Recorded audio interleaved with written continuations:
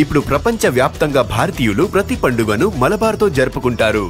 ఎందుకంటే మలబార్ అందిస్తుంది అద్భుతమైన అవకాశాన్ని. ఇది మీ పండుగలను మరింత ప్రత్యేకంగా చేస్తుంది. కాబట్టి ఇప్పుడు ఎక్కువ సేవింగ్, ఎక్కువ సంతోషాలు, ఎక్కువ సంబరాలు. ప్రతి పండుగకు మలబార్ గోల్డ్ అండ్ డైమండ్స్. ఉమ్మడి ప్రకాశం జిల్లాలో వైసీపీ నేతలు పార్టీ అధ్యక్షుడిగా దూరంగా ఉంటున్నారట. ఎక్కువగా కనిపిస్తే ఆ నియోజకవర్గాల ఇన్ఛార్జ్ ఎక్కడ అప్పగిస్తారన్న భయంతో ఉంటున్నారట. పార్టీ ఆవిర్భావం తర్వాత ఇంతవరకు వైసీపీ జిల్లాలోని కొన్ని సెగ్మెంట్లలో బోనీ కొట్టలేదు. ఆ నియోజకవర్గాల పేరు చెప్తే వైసీపీ నేతలకు వణుకు పుడుతోందట. అక్కడ వైసీపీ ఇన్ఛార్జీల ప్రతిపాదన వస్తే మాకొద్దు బాబోయ్ అంటూ పరుగులు పెడుతున్నారట. తమకు టికెట్ లేకపోయినా పర్లేదు, ఇన్ఛార్జ్ పదవి అవసరం లేదు, ఆ నియోజకవర్గాల జోలికి పోలేమంటూ అధినేతకు అల్టిమేటం జారీ చేస్తున్నారట. ఇంతకీ ఏవా నియోజకవర్గాలు? అసలు ఆయా నియోజకవర్గాల వైసీపీలో ఏం జరుగుతోంది? ఉమ్మడి ప్రకాశం జిల్లాలో ఉన్న కొండేపి, చీరాల, పర్చూరు నియోజకవర్గాల పేరు ఎత్తితేనే జిల్లా వైసీపీ నేతల్లో కలవరం మొదలవుతుందట. ఆయా నియోజకవర్గాల్లోకి ఎక్కడ తమను ఇన్ఛార్జీలుగా పంపిస్తారు అన్న భయంతో బెంబేలెత్తిపోతున్నారట. గతంలో కాంగ్రెస్ పార్టీ స్థానంలో వచ్చిన వైసీపీ ఆ స్థాయి నిలబెట్టుకోలేకపోతుందనే బాధ కార్యకర్తలతో పాటు నేతల్లోనూ ఉందట. గతంలో కాంగ్రెస్ కు పట్టున్న నియోజకవర్గాల్లో కూడా వైసీపీ నేటి వరకు బాగా వేయలేకపోవడం వెనుకున్న లెక్కలేంటో అర్థం కాక మళ్ల గుల్లాలు పడుతున్నారట. పార్టీ ప్రభావం ఎంత ఉన్నా దాన్ని ఓటు వరకు ఎందుకు తీసుకురాలేకపోతున్నారని మదన పడుతున్నారట. గత ఎన్నికల్లో ఇక్కడ నుండి షిఫ్ట్ చేసిన నేతలను బరిలో దించిన వైసీపీ ఆ 3 సెగ్మెంట్లను వరుసగా మూడోసారి చుక్కెదురవడంతో జగన్ సైతం పునరాలోచనలో పడ్డారంటున్నారు. మరి ఆ నియోజకవర్గాల్లో ఎదురవుతున్న పరిస్థితులను చక్కదిద్దడానికి వైసీపీ అధిష్టానం ఇప్పటి వరకు చేసిన ప్రయత్నాలేంటి? ఆయా ప్రయత్నాలు ఎందుకు సక్సెస్ కాలేదు అనే అంతరార్థం స్థానిక నేతల్లో ఉంది. కొండేపి నియోజకవర్గం 1955లో ఏర్పడగా నాటి నుండి వైసీపీ పార్టీ ఆవిర్భావం వరకు జరిగిన ఎన్నికల్లో 3 సార్లు తప్ప పోటీ పడ్డ ప్రతిసారి కాంగ్రెస్ అక్కడ విజయం సాధించింది. 2014 వరకు జరిగిన ఎన్నికల్లో టీడీపీ 2 సార్లు గెలుపొందగా సిపిఐ ఒకసారి మాత్రమే గెలిచాయి. మిగిలిన ప్రతిసారి కూడా కాంగ్రెస్ పార్టీది అక్కడ విజయం. అంతగా కాంగ్రెస్ పార్టీకి అనుకూలంగా ఉన్న నియోజకవర్గంలో మాత్రం వైసీపీ ఆవిర్భావం నుంచి నేటి వరకు కూడా బోనీ కొట్టలేక బొక్కబోర్ల పడుతోంది. 1955లో నియోజకవర్గం ఏర్పడగా 1972లో సిపిఐ గెలుపొందగా 1994, 1999లో 2 పర్యాయాలు వరుసగా దామచర్ల కుటుంబం నుంచి దామచర్ల ఆంజనేయులు టీడీపీ నుండి గెలుపొందారు. దామచర్ల ఆంజనేయులు సహాయ మంత్రిగా కూడా పనిచేశారు.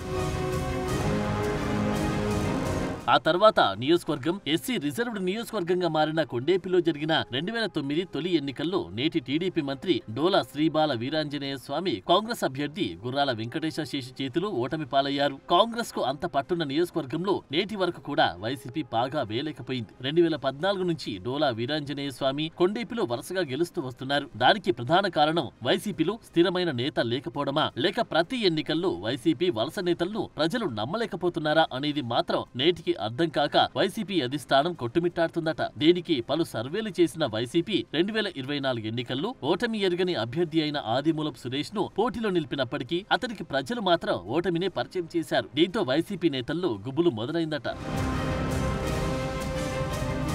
అక్కడ పోటీ చేసిన సురేష్ అక్కడి నుంచి తిరిగి తన సొంత నియోజకవర్గమైన ఎర్రగొండపాలెం ఖాళీగా లేక అవకాశమిస్తే సంతనూతలపాడు లేదంటే మరో జిల్లా మారి అయినా పోటీకి సిద్ధమే కాని కొండేపికి పోనని అధిష్టానానికి చెప్తున్నారట. 2014 నుండి నేటి వరకు టీడీపీ తమ అడ్డాగా మార్చుకుంది. అక్కడ 2009లో తొలిసారి పోటీ చేసి ఓటమి పాలైన డోల వీరాంజనేయ స్వామి వైసీపీ స్థాపన తర్వాత మరోసారి ఓటమి చెందలేదు. దీనికి ప్రధాన కారణం తనకి ప్రజలతో ఉన్న సంబంధాలు, తన కుటుంబానికి ఉన్న విలువలతో పాటు దామచర్ల కుటుంబ అండదండలేన.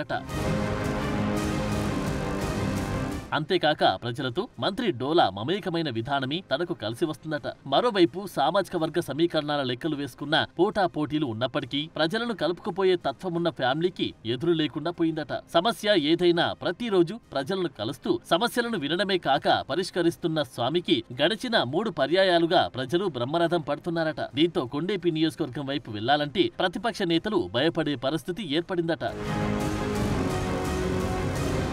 మరోవైపు వైసీపీ ఎప్పటికప్పుడు కొండేపిలో ప్రయోగాలు చేస్తూ 2014 ఎన్నికల్లో జూపూడి ప్రభాకర్ ను బరిలో దింపింది. ఎన్నికల అనంతరం జూపూడి పార్టీకి దూరమయ్యారు. ఆ స్థానంలో వరికోటి అశోక్ బాబును రంగంలోకి దింపింది. కానీ 2019 ఎన్నికల నాటికి ఆయన ధోరణి మారడంతో నేతల నుంచి ఎదురైన వ్యతిరేకత నేపథ్యంలో గత ఎన్నికల్లో స్వామికి ప్రజలు బ్రహ్మరథం పట్టారు. 2019 ఎన్నికల్లో రాష్ట్రమంతా వైసీపీ పవనాలు వీచినా కొండేపిలో మాత్రం సైకిల్ కు తిరుగు లేకుండా పోయింది. దీంతో 2024 ఎన్నికల్లో వైసీపీ ఎలాగైనా ఖచ్చితంగా విజయం సాధించాలని ఓటమి ఎరుగని అభ్యర్థి, ఆర్థికంగా బలమైన అభ్యర్థి అయిన ఆదిమూలపు సురేష్ ను వైసీపీ అధిష్టానం రంగంలోకి దించింది.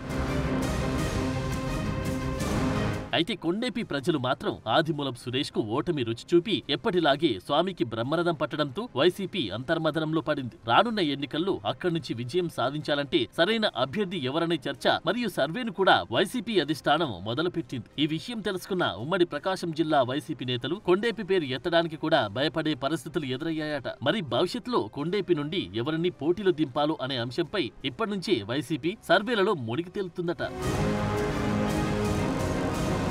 ఉమ్మడి ప్రకాశం జిల్లాలో ఏదైనా ప్రత్యేకంగా చెప్పుకోవాలన్నా రాజకీయ చైతన్యమున్న నియోజకవర్గం ఏదైనా ఉందంటే అది చీరాల అని ఇట్టే చెప్పొచ్చు. ఆ నియోజకవర్గంలో కూడా ఇంతవరకు వైసీపీ బోని కొట్టలేదంటే ఆ పార్టీ పరిస్థితి ఏంటి అనే చర్చ అంతర్గతంగా నడుస్తోంది. 2019లో టీడీపీ నుంచి ఎన్నికల్లో గెలిచిన కరణం బలరాం వైసీపీలో చేరారు. మొన్న ఎన్నికల్లో బలరాం కొడుకుని పోటీలో పెట్టిన వైసీపీని గెలుపు పలకరించడం లేదు. చీరాలలో సొంతగా పేరు పలుకుబడి కలిగిన వ్యక్తులైనా వైసీపీని గట్టెక్కించలేకపోతున్నారట. నేతలు ఎంతటి వారైనా సరే వైసీపీ పేరు చెప్పగానే ఓటమి పలకరిస్తుందట. అక్కడి నుంచి మాజీ ముఖ్యమంత్రి కూడా పోటీ చేసి కాంగ్రెస్ పార్టీ తరపున గెలుపు నగారా మోగిస్తే వైసీపీ మాత్రం అక్కడ ఆపసోపాలు పడే పరిస్థితి ఎదురవుతుందట. ఎవరిని వైసీపీ పార్టీ తరపున నిలబెట్టినా ఓటమి నుంచి బయటకు వచ్చేసే పరిస్థితి ఏర్పడలేదట. చీరాలలో ఆమంచి కృష్ణమోహన్ 2014 ఎన్నికల్లో ఇండిపెండెంట్ గా పోటీ చేసి టీడీపీ వైసీపీలకు చెక్ పెట్టారు. ఇక్కడ వైసీపీ అభ్యర్థి 3వ స్థానానికి పడిపోయాడు.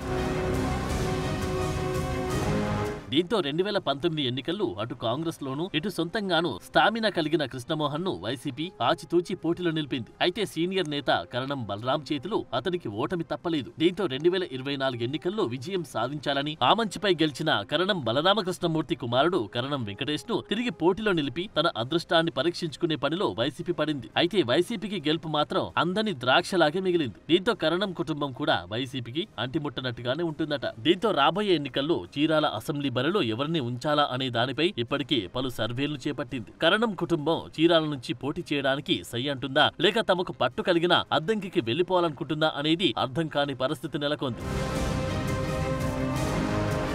పర్చూరు నియోజకవర్గంలో కూడా వైసీపీ పార్టీ ఇంతవరకు బోని కొట్టలేకపోయింది. ఎన్ని ప్రయత్నాలు చేసినా ఫలించలేకపోవడంతో ఏం చేయాలనే అయోమయం వైసీపీలో నెలకొందట. నేటికి సరైన వ్యక్తి దొరకలేదన్న అంతర్మదనం ఆ పార్టీలో కొనసాగుతుందట. మొదటి నుండి కాంగ్రెస్, కమ్యూనిస్టు పార్టీలు పోటీలు పడ్డాయి. తర్వాత టీడీపీ ఆవిర్భావం నుంచి టీడీపీ, కాంగ్రెస్ పోటాపోటీగా ఎన్నికల్లో పాల్గొని గెలుపు పంచుకున్నాయి. కానీ 2014 ఎన్నికల నుండి టీడీపీ అభ్యర్థి ఏలూరు సాంబశివరావును ఎదిరించే ధీటైన అభ్యర్థి కోసం ప్రయత్నించి వైసీపీ సక్సెస్ కాలేకపోయింది. చివరకు 2019 ఎన్నికల్లో పర్చూరులో 4 పర్యాయాలు విజయం సాధించిన ఎన్టీఆర్ పెద్దలుడు దగ్గుపాటి వెంకటేశ్వరరావును పోటీలో దింపినప్పటికీ వైసీపీకి గెలుపు మాత్రం అందని ద్రాక్షలాగే మిగిలింది. ఆ క్రమంలో పర్చూరుకి ఇప్పటికీ పలువురు వైసీపీ ఇన్ఛార్జీలు మారినా ఎవరు కూడా ప్రభావం చూపలేకపోవడంతో పార్టీ మల్లగుల్లాలు పడుతుందట. పార్టీ పరువును కాపాడుకోవడానికి సరైన గెలుపు గుర్రాలు ఎవరు అనే సర్వేని వైసీపీ స్టార్ట్ చేసిందట. అయితే వైసీపీ ఆవిర్భావం నుంచి ఈ 3 నియోజకవర్గాల్లో బోని కొట్టలేకపోయింది. రానున్న ఎన్నికలకు ఇప్పటి నుండి ప్రయత్నాలు ప్రారంభించిన వైసీపీ నాటికి గెలిచేసరికి సరైన అభ్యర్థులను పడుతుందో లేదో వేచి చూడాలి. మరోవైపు మాత్రం వైసీపీ అభ్యర్థులే భయపడి కార్యక్రమాలకు దూరంగా వెళ్లడం అధిష్టానాన్ని ఇబ్బందులకు గురి చేస్తుందట. నచ్చిన నియోజకవర్గం ఇస్తే తాము పనిచేస్తామని అటు అధిష్టానానికి చెప్పలేక ఇటు ఇష్టం లేని నియోజకవర్గాల్లో పనిచేయలేక వారిలో వారి మదన పడిపోతున్నారట.